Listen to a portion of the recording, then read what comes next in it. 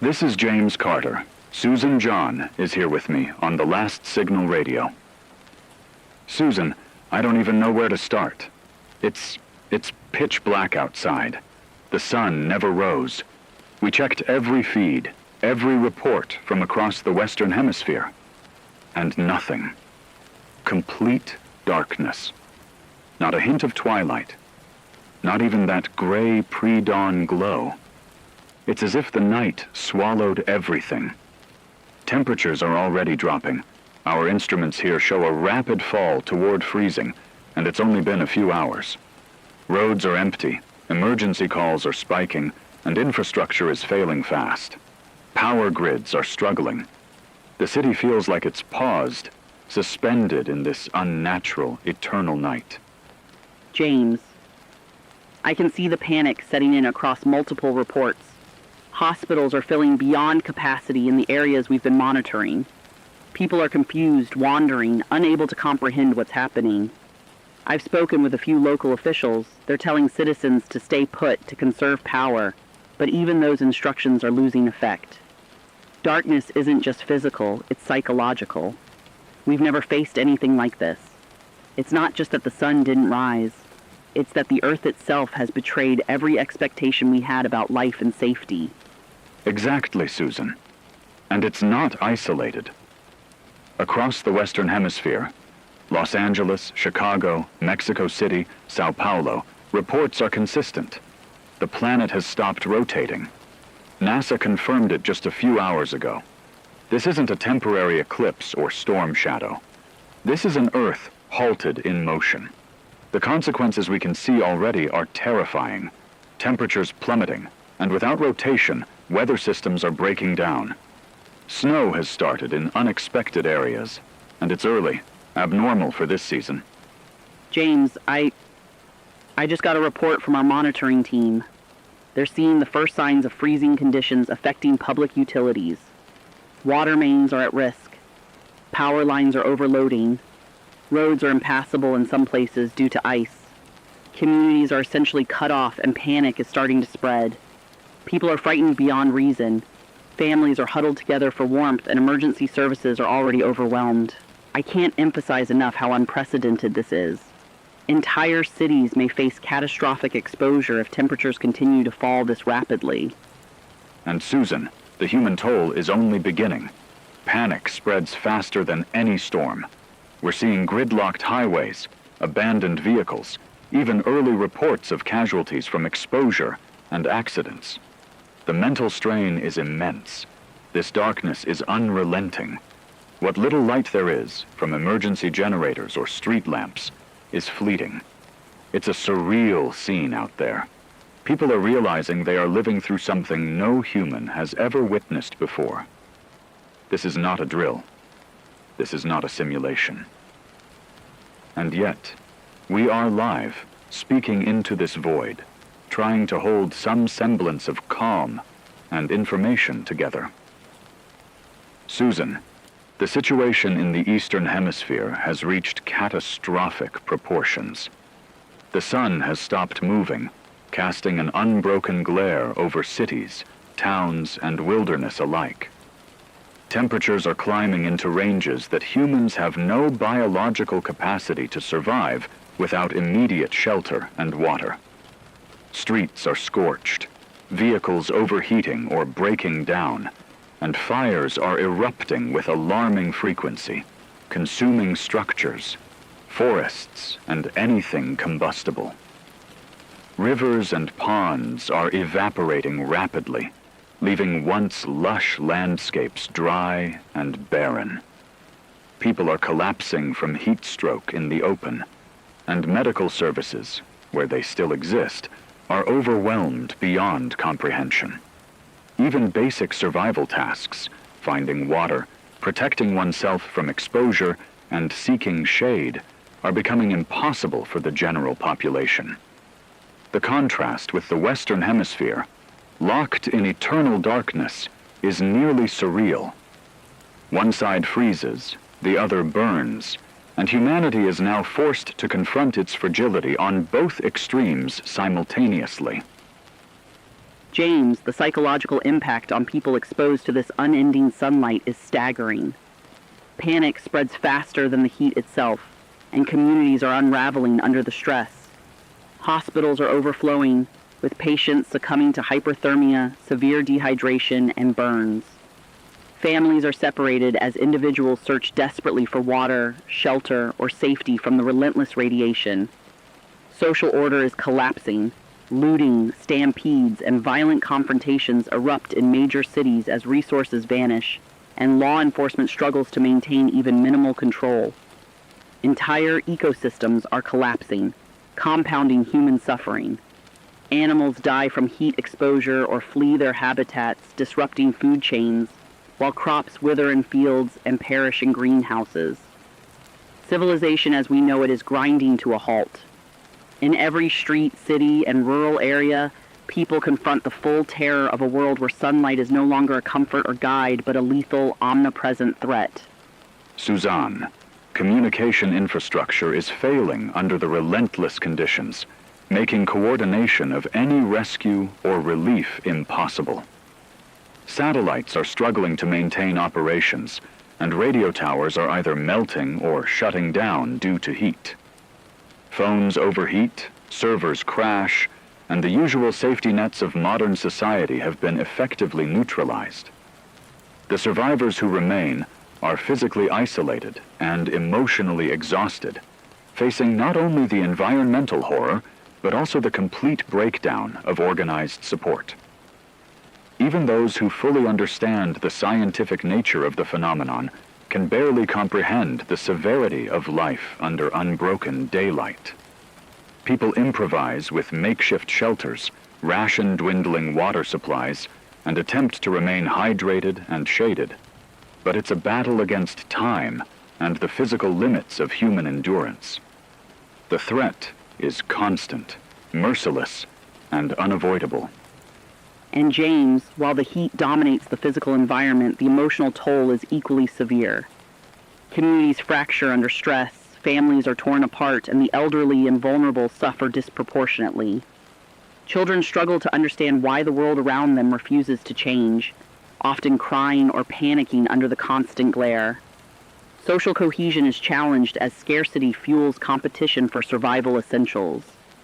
Even in urban areas where emergency services attempt intervention, the sheer magnitude of the crisis renders their efforts largely symbolic. At every level, from individual households to municipal governments, people are forced to confront the fragility of human life, the instability of civilization, and the limits of our ability to control or survive within a suddenly unrecognizable planet. The sun, once a symbol of life, has become an agent of terror. Despite the overwhelming destruction and suffering, Suzan, we are witnessing the faint persistence of human resilience. In the face of unbearable heat and relentless daylight, small communities form improvisational solutions, sharing water, building shaded spaces, and creating makeshift cooling strategies. Neighbors assist each other. Strangers collaborate to navigate burning streets, and some groups attempt to document events in whatever ways they can. Even in this apocalypse of light and fire, humans are proving capable of extraordinary adaptation, creativity, and compassion. While the Eastern Hemisphere teeters on the brink of extinction from heat, these acts of solidarity, survival ingenuity, and shared endurance remind us that humanity's spirit persists even under conditions that would crush any other species. The world may be burning, Suzan, but the essence of what it means to be human is still very much alive. Suzan, the darkness in the Western Hemisphere is unlike anything humanity has ever endured. The sun failed to rise, plunging entire continents into unbroken night. Temperatures are dropping at alarming rates, and what was once manageable cold has turned into a lethal freeze. Cities are coated in frost, rivers are beginning to ice over, and wind chills are driving people into hypothermia within hours of exposure. Power grids are failing under the strain of constant heating attempts, leaving millions without electricity or warmth. Roads are impassable as snow accumulates, and emergency services are stretched beyond capacity, struggling to reach even the most critical cases. Panic spreads as people realize there is no end to the darkness, and the social fabric begins to unravel. Families huddle together in inadequate shelters, trying to protect children and the elderly from temperatures that are dropping far faster than anyone anticipated. Survival depends entirely on improvisation and sheer will. James, the psychological impact of this perpetual darkness is catastrophic. People are losing their sense of time, their circadian rhythms completely disrupted. Sleep cycles vanish, and with them comes widespread confusion, anxiety, and hallucinations. Panic spreads through neighborhoods as individuals leave their homes to search for resources, often falling victim to icy streets or frozen rivers. Social order collapses almost immediately. Looting and violent confrontations erupt as people compete for dwindling fuel, food, and blankets. Children cry in confusion, unable to reconcile the world around them with the stories they've always known about day and night. Hospitals are overwhelmed. Emergency responders collapse under the weight of unprecedented demand, and entire communities are isolated by impassable roads and communication blackouts. Amid this darkness, James, people are confronting the limits of human endurance, and fear has become a constant companion for anyone venturing outside the few safe shelters that remain. Suzan, in addition to freezing temperatures, the lack of sunlight is wreaking havoc on agriculture and water sources. Crops wither, and water pipes are freezing, cutting off access to potable water in urban and rural areas alike. Food scarcity is becoming critical, and the first reports of starvation are already emerging. The combination of cold, darkness, and isolation has created a perfect storm of desperation. Survivors are forced to travel through ice-coated streets for basic necessities, risking their lives with every step. The breakdown of communication infrastructure means that emergency alerts are inconsistent at best, and many communities are unaware of coordinated relief efforts. Each hour spent in the darkness brings a new wave of challenges. Frostbite, hypothermia, and exhaustion threaten even the most prepared individuals. Survival is no longer just about warmth. It is a fight to maintain the most basic elements of human life in a world that no longer obeys the rules we once depended on. And James, the social consequences are just as dire as the physical ones. Communities that once functioned through collaboration are now fracturing under the strain. Desperation drives conflict between neighbors, and previously stable neighborhoods descend into chaos. Families separated during evacuations are struggling to find one another, and the elderly, unable to move quickly or adapt to extreme cold, are dying in unprecedented numbers. Mental health crises are exploding. Depression, anxiety, and panic attacks are widespread, and the psychological toll may leave scars for generations. Children, in particular, are deeply affected, their formative experiences shaped by fear, loss, and constant darkness. Amid this collapse, James, every human action, whether compassionate or violent, is magnified by the extremity of the situation, and what it means to be human is being tested in the harshest way imaginable. Suzan, even in these dire circumstances, we are beginning to see small signs of resilience. Communities are improvising shelters using available materials, sharing warmth in small clusters, and attempting to ration food and water carefully. Some groups are creating informal communication networks, using runners and signal fires to pass critical information. People are documenting their experiences in journals and recordings, preserving knowledge and stories even as the world falls apart. These acts of ingenuity and solidarity, however small, represent the enduring human spirit in the face of annihilation.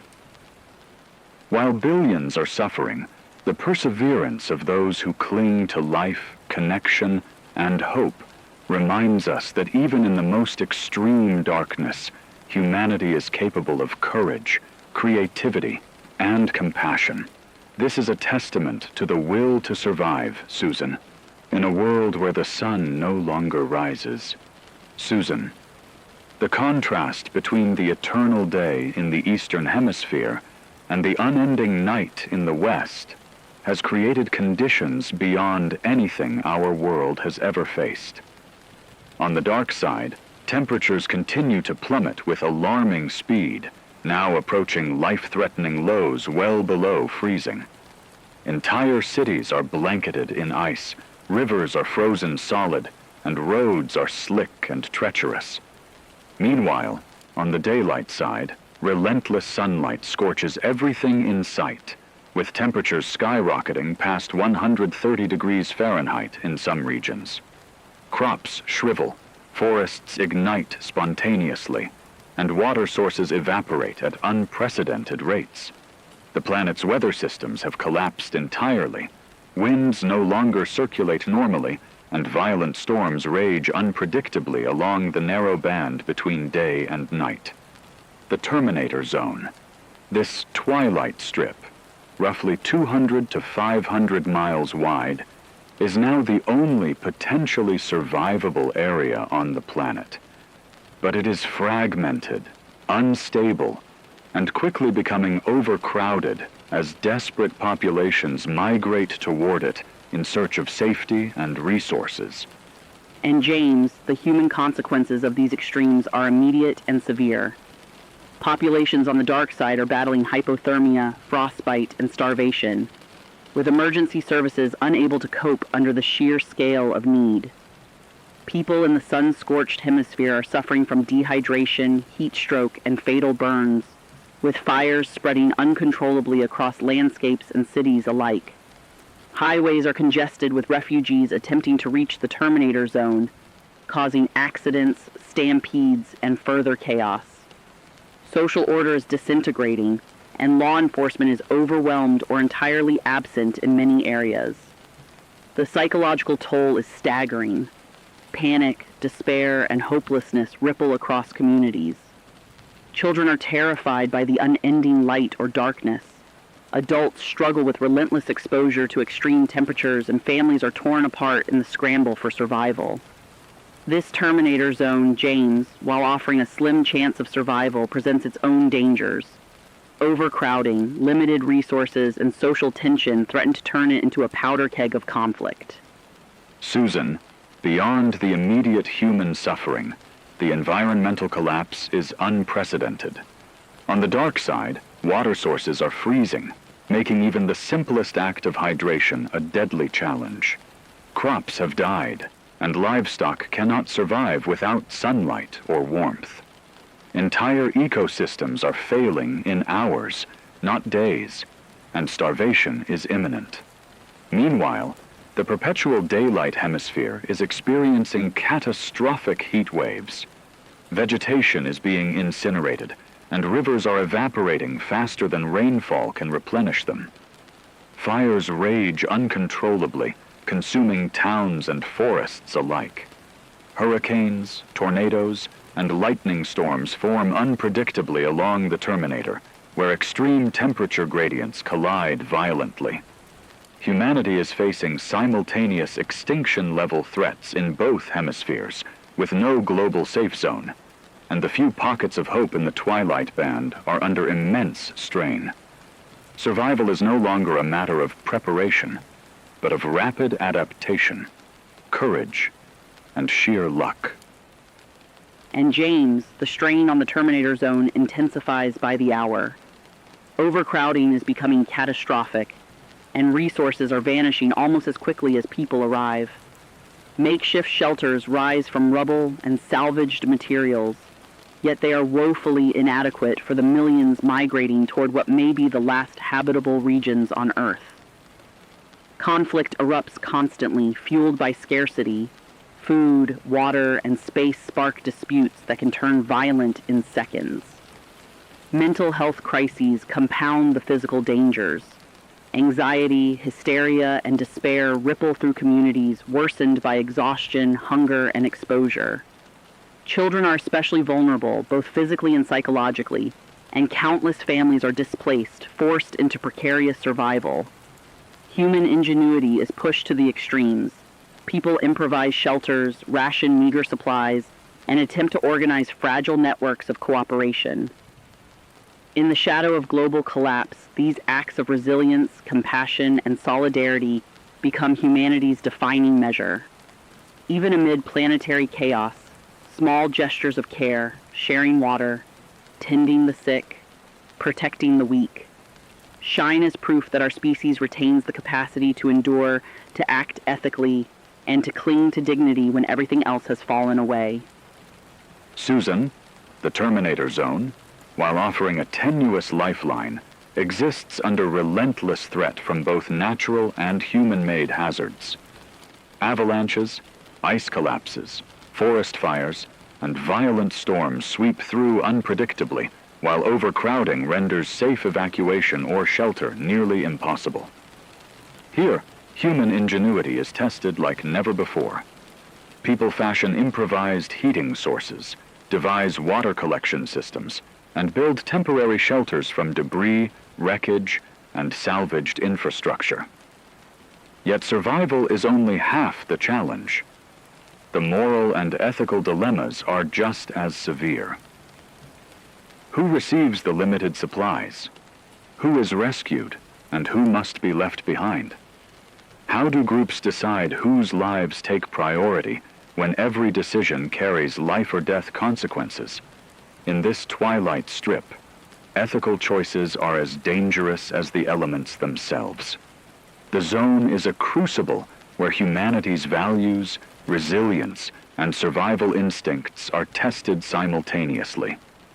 Even as millions cling desperately to life, the line between survival and extinction blurs, and the vulnerability of our species is laid bare under the unrelenting extremes of a stationary planet.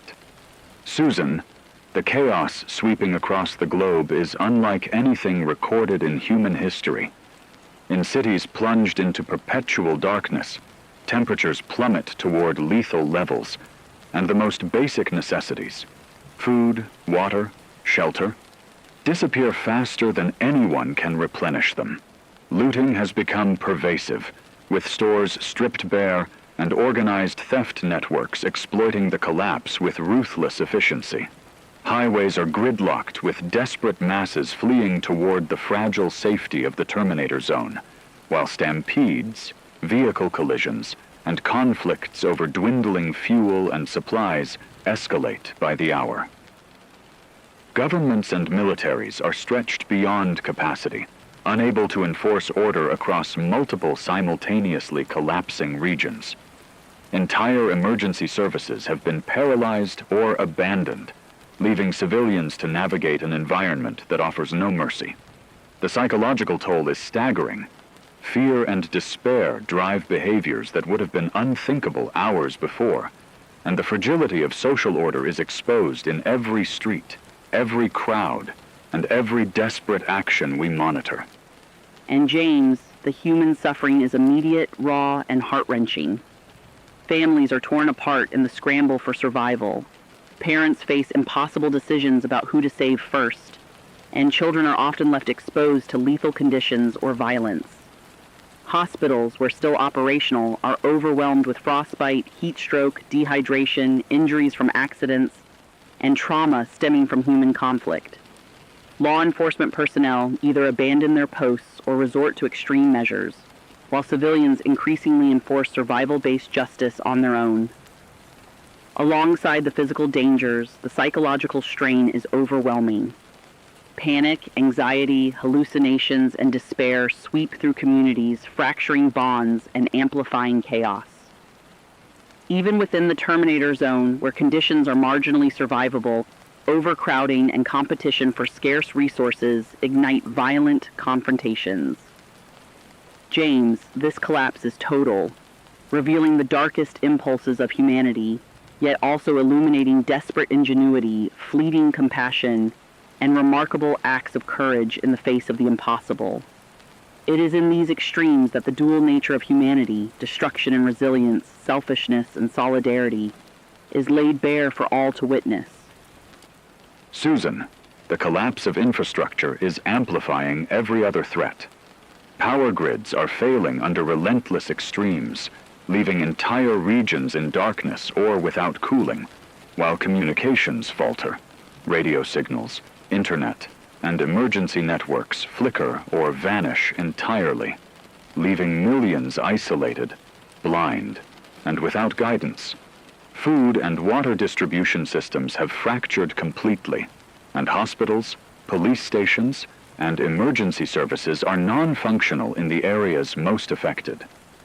In the darkness, hypothermia claims lives faster than aid can arrive, while in perpetual daylight, dehydration, heat stroke, and exhaustion strike indiscriminately. The human psyche compounds the crisis. Panic leads to accidents. Accidents intensify fear. Fear begets chaos. Even military units deployed to restore order are hampered by environmental extremes, equipment failure, and psychological strain, reducing their effectiveness. This is no longer a theoretical catastrophe. It is a realized global collapse. Billions are exposed simultaneously to life-threatening conditions, societal breakdown, and moral uncertainty.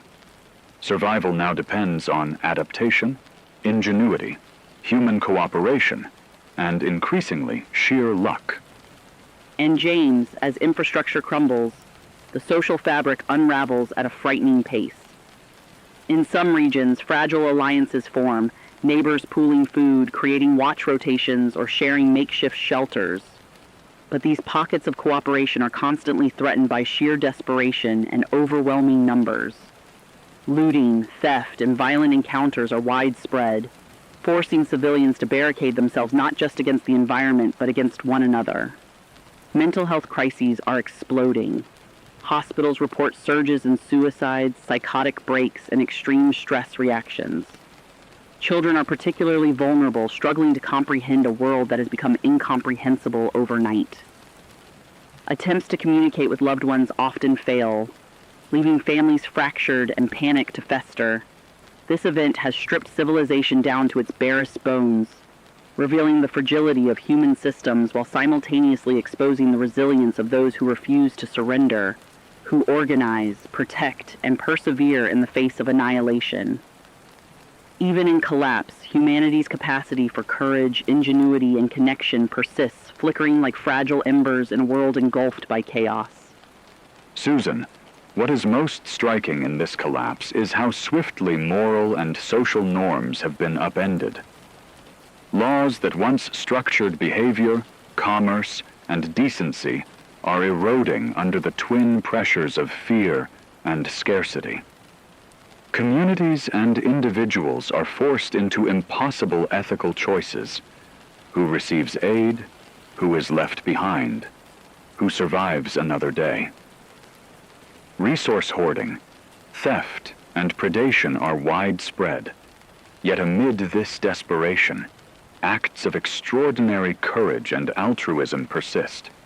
Strangers shielding one another, risking life to save someone they may never see again. The contrast is staggering. Humanity at its most vulnerable, yet capable of moments of profound resilience and compassion simultaneously. In these circumstances, the true nature of society is laid bare. Not a given structure, but something tenuous, fragile, and sustained only through cooperation, trust, and ethical courage. These choices, magnified by extremity, will define the legacy of those who survive, illuminating the core of human character under relentless stress and existential threat. Suzan, amid the unyielding darkness in the west and the blistering perpetual sunlight in the east, human improvisation has become the heartbeat of survival.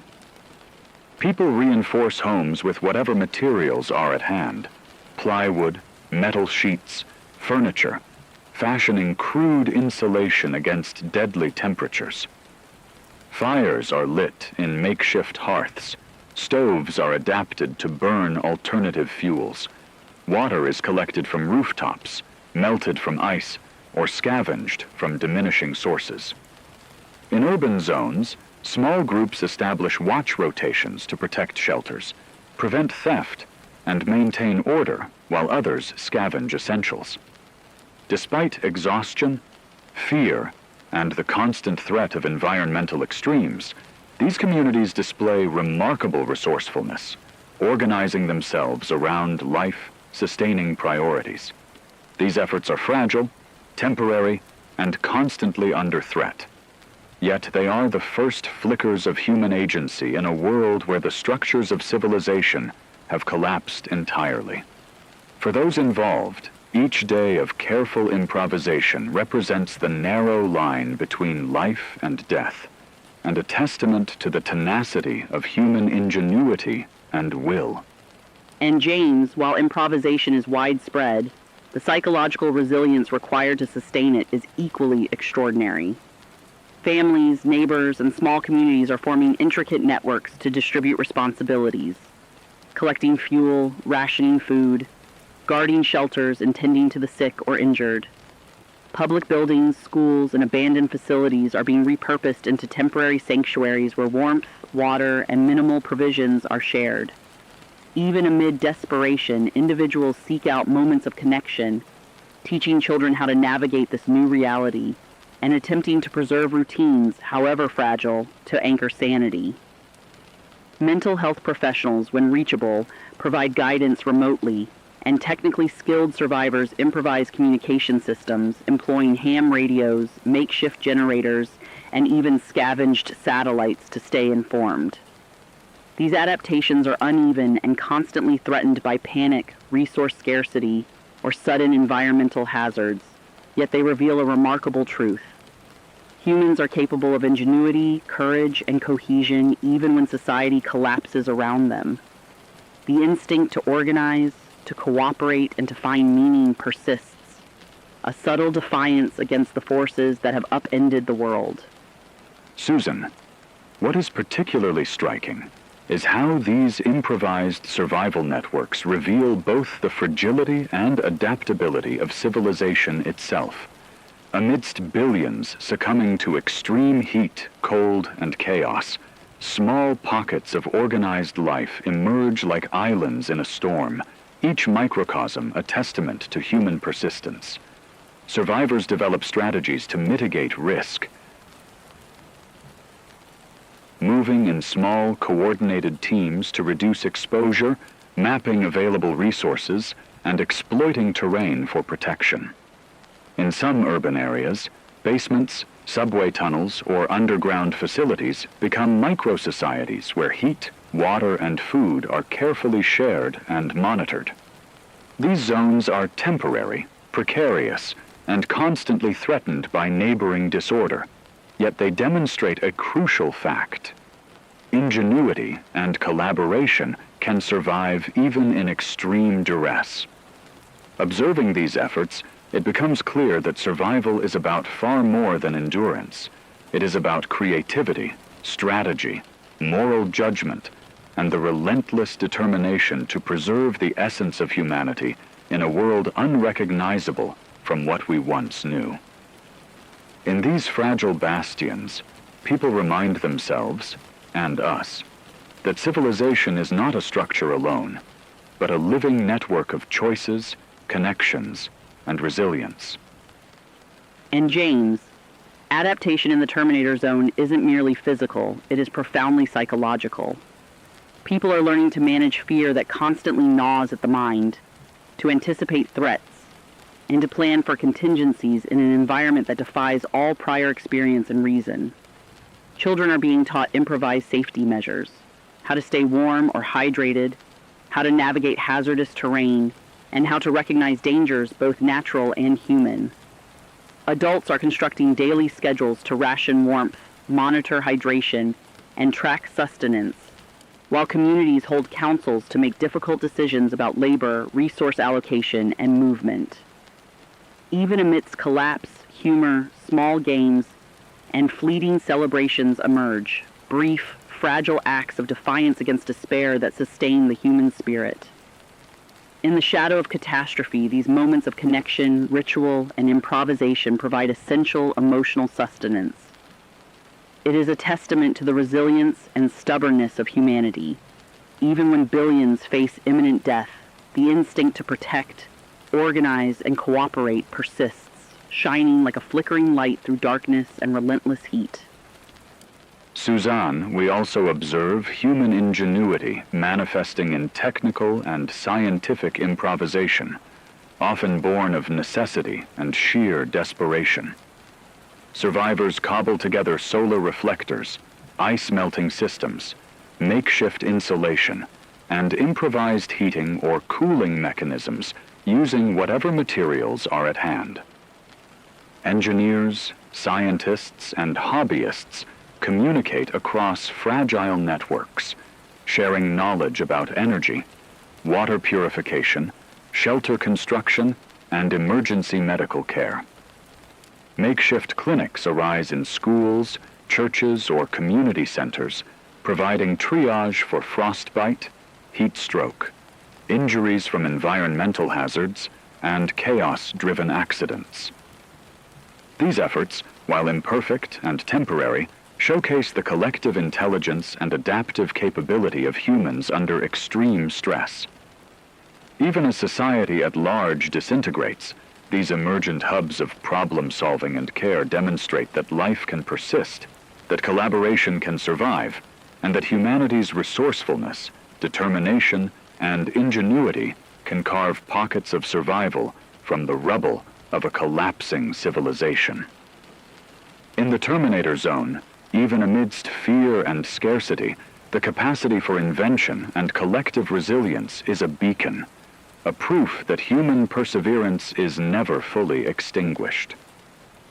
Suzan, in this fractured world, split between relentless, blinding day and endless, freezing night, scientists and orbital satellites have identified a narrow, tenuous ribbon of twilight, the so-called Terminator Zone, where light and dark balance in a delicate, almost miraculous equilibrium. This strip, stretching for hundreds of miles across continents and oceans, represents the only realistic refuge for human survival. Temperatures here, though still punishing, remain marginally tolerable. Pockets of water persist, and some food sources can still be harvested. Across the globe, desperate populations are moving toward these zones, forming ragged caravans, impromptu convoys, and sprawling migration columns, often without coordination, often with little more than hope and instinct guiding them. What emerges is both inspiring and terrifying. Small clusters of survivors adapt with ingenuity, erecting shelters from salvaged materials, pooling resources, and attempting to organize systems of care. Yet just as quickly, desperation, fear, and competition threaten to unravel these fragile communities. Every decision carries immense weight. Who to shelter, how to ration scarce supplies, which path to take through an unpredictable landscape of danger and deprivation. The Terminator Zone offers hope, but only for those capable of navigating not just the physical hazards, but the moral and social dilemmas that accompany survival at the edge of the human experience. And James, within the Terminator Zone, human behavior reveals itself in stark relief, oscillating between extraordinary cooperation and the darkest instincts of self-preservation. Families, friends, and neighbors forge fragile alliances, sharing warmth, food, and knowledge, while strangers confront impossible decisions about trust, safety, and reciprocity. Conflicts flare as different groups converge on the same shelters or resources, sparking disputes over beds, water, firewood, or access to protected zones. Some rise to ethical heroism, taking in the most vulnerable, providing care without expectation, and risking themselves to save others. Yet others exploit fear and scarcity, hoarding provisions, asserting dominance, or even committing acts of violence to survive. Amid these tensions, however, remarkable acts of solidarity persist. Strangers share first aid, teach shelter-building techniques, trade knowledge of water purification, and mentor newcomers in the delicate art of survival. In these narrow margins of light and dark, humanity is stripped bare. Every choice resonates. Every act of kindness or cruelty echoes far beyond its immediate consequences.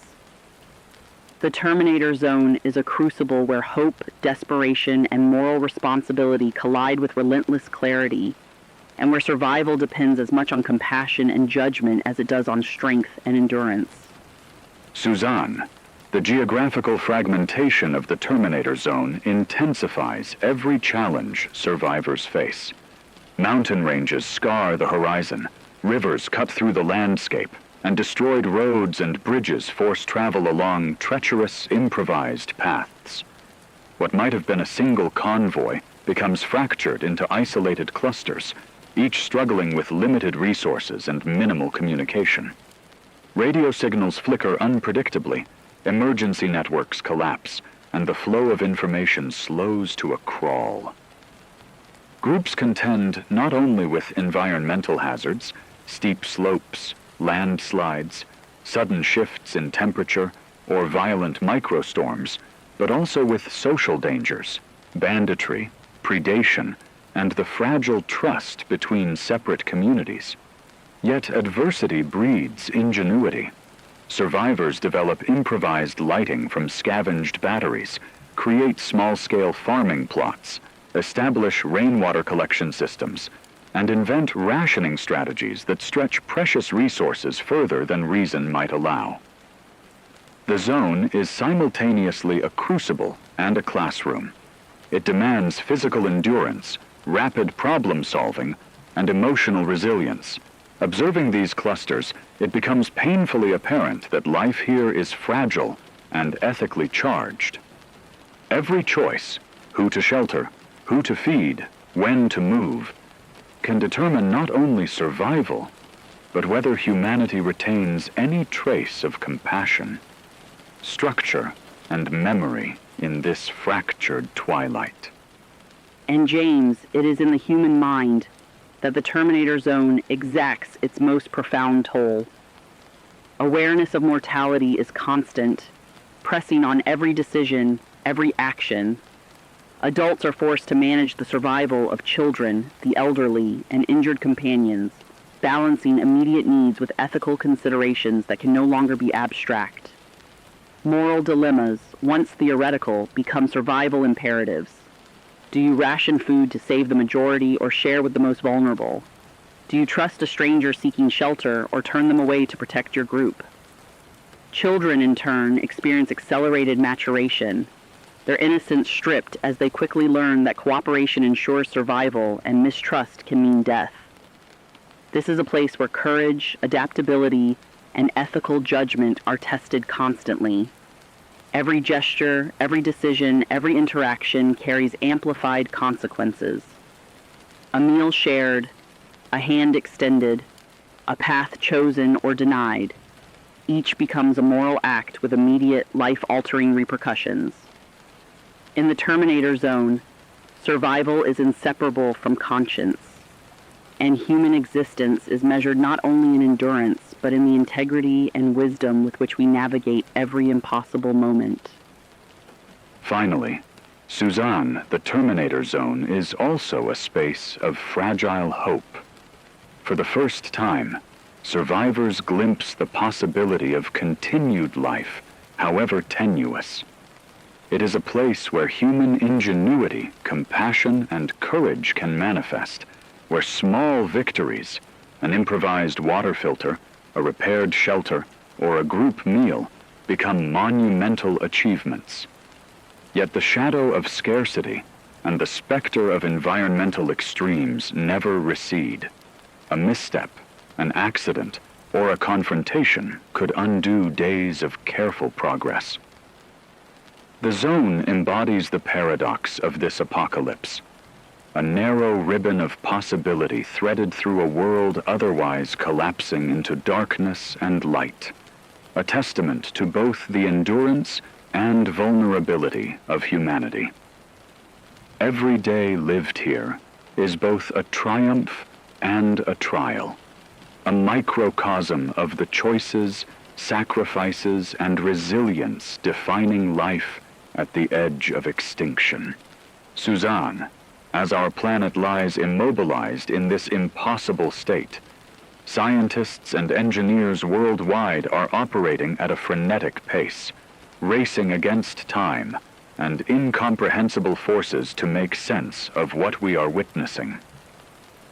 NASA's emergency teams pore over every available satellite image, seismic report, and rotational model, trying to identify the trigger behind this unprecedented halt. Theories abound: massive celestial collisions, sudden gravitational anomalies, even speculative forces acting deep within Earth's core. But none can fully account for how the planet could stop spinning without tearing the atmosphere, oceans, and crust asunder. The consequences cascade with terrifying speed. The magnetic field, already in decline, now exhibits alarming instability, leaving humanity vulnerable to solar flares and cosmic radiation. Meanwhile, extreme temperature gradients are stretching atmospheric physics to its breaking point, spawning colossal storms along the Terminator line, where night and day collide in a frozen, burning border. Across continents, infrastructure buckles, electrical grids fail, and emergency services collapse under pressures they were never designed to withstand. In every data point, in every satellite reading, the sheer scale of human vulnerability is revealed. No matter our technology, our ingenuity, or our arrogance, we are reminded in stark clarity that the universe's forces operate beyond our comprehension, indifferent to human need or survival. Suzan, while the immediate imperative is prediction and survival, scientists are simultaneously grappling with the long-term consequences of a world without rotation. Oceans, once flowing with reliable currents, now stagnate or behave erratically.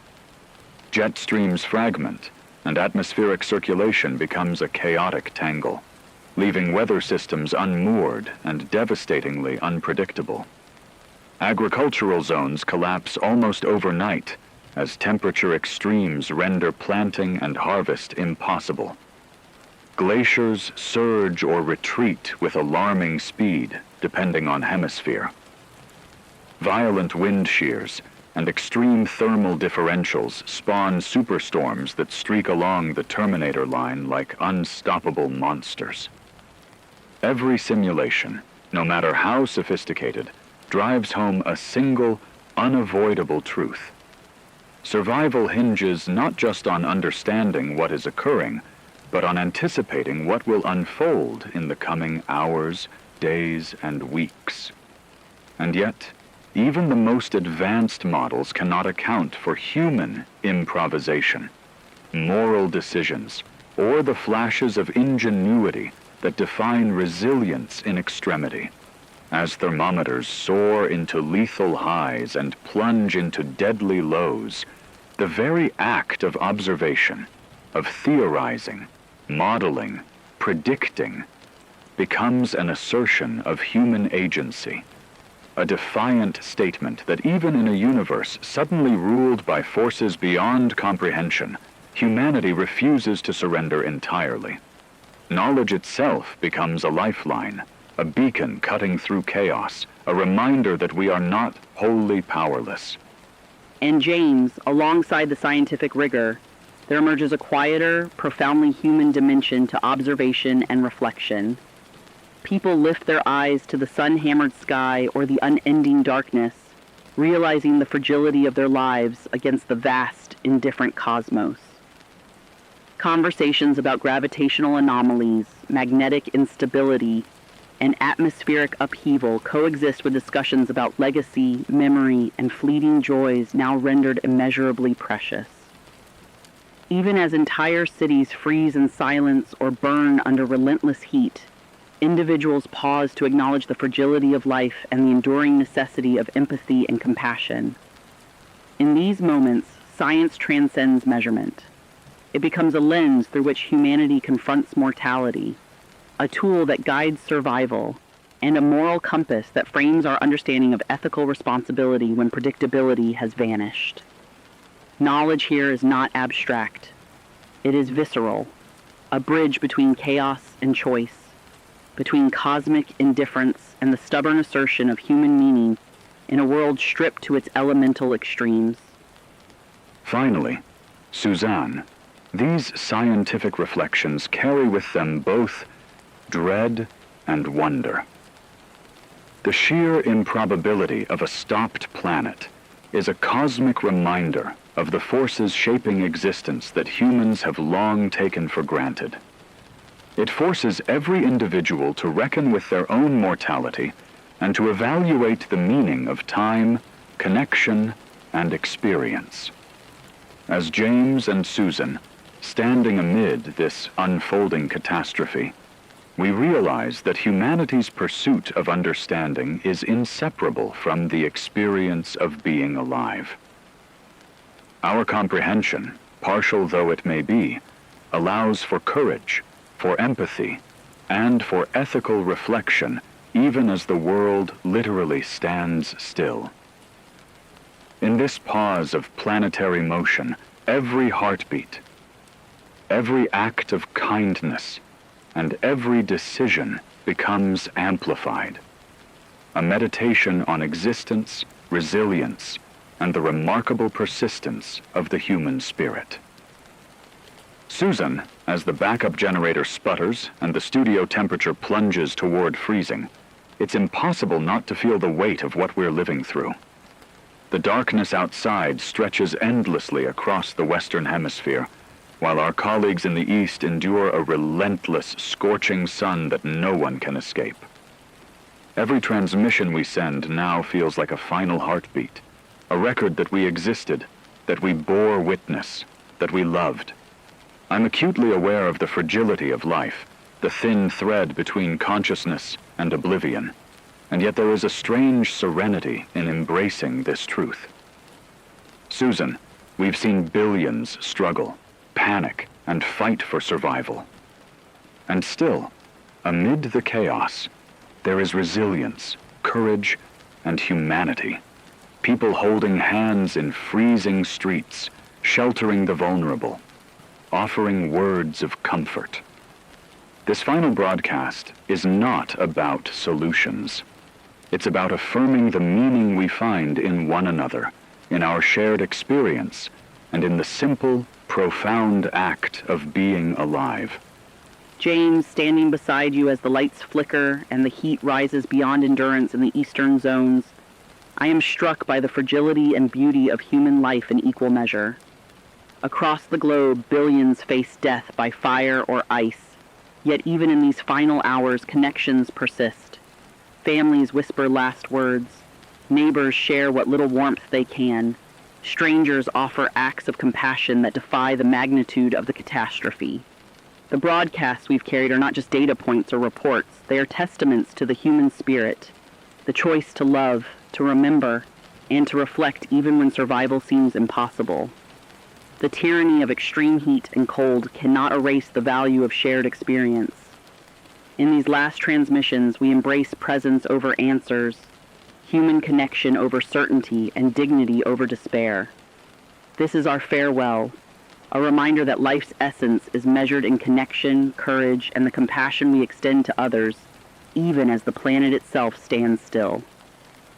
Suzan, in these final moments, as frost bites at my fingers and lungs strain against the chill, I find myself reflecting not only on catastrophe, but on legacy. The stories of bravery, kindness, and love we have documented will outlive us, even if the world beyond this studio succumbs to unrelenting heat or cold. Each message we send, every word spoken, every note of calm or comfort offered into the void, is an affirmation that human life, fleeting, fragile, yet profound, matters. We are part of an unprecedented historical record, witnessing the end of civilization as it was known, and still choosing to honor existence. Even as the darkness threatens to overwhelm, even as fire sears the horizon in the east, the persistence of thought, feeling, and moral choice endures. This final broadcast is not merely reporting. It is a human statement that life, in all its beauty and complexity, deserves acknowledgement, remembrance, and respect. James, with the generator's hum fading into intermittent stutters and the temperature extremes pressing against every fragile barrier, this studio has become a paradox, a sanctuary and a tomb intertwined. Beyond these walls, across continents and oceans, millions confront their final hours in ways both sudden and drawn out.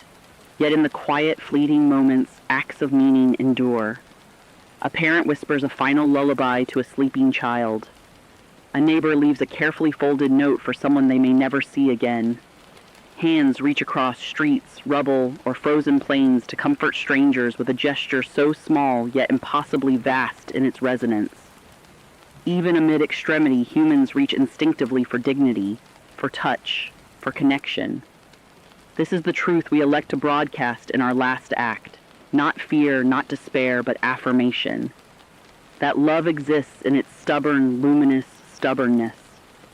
That courage matters even when it seems irrelevant. That the conscious presence of one life in a finite, collapsing world is itself a monument to humanity. Our words, trembling and imperfect as they are, stretch outward like hands seeking others, offering a final embrace to the living and a record for those who will remember, in whatever strange world follows. When the rotation of the earth falters, when certainty and survival are stripped away, we cling to the one immutable certainty. Human meaning, raw and unyielding, endures. And finally, Suzan. As our energy reserves dwindle to a fragile whisper and the last vestiges of light, whether searing or frozen, crawl across the hemispheres, I understand that this broadcast, this collective voice of ours, is both farewell and witness. It is a testament to the billions who vanished quietly and violently, to communities that tried to endure, to the sparks of decency that flared briefly, painfully, yet brightly in the darkness.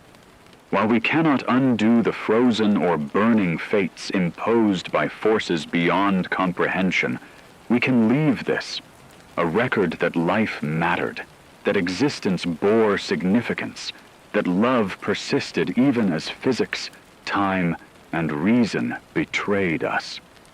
Suzan, and the millions we speak for, may vanish into extremes that defy comprehension, yet in the echoes of our words, in our acknowledgement of each other, something endures. A trace of humanity, etched into the silence and chaos, a proof that we were here. This is the closure we offer. Not explanations, not the hope of salvation, but the undeniable dignity of being human, together in the final moments, until the last heartbeat ceases and the world remembers our presence only through the meaning we created, fleeting but infinite.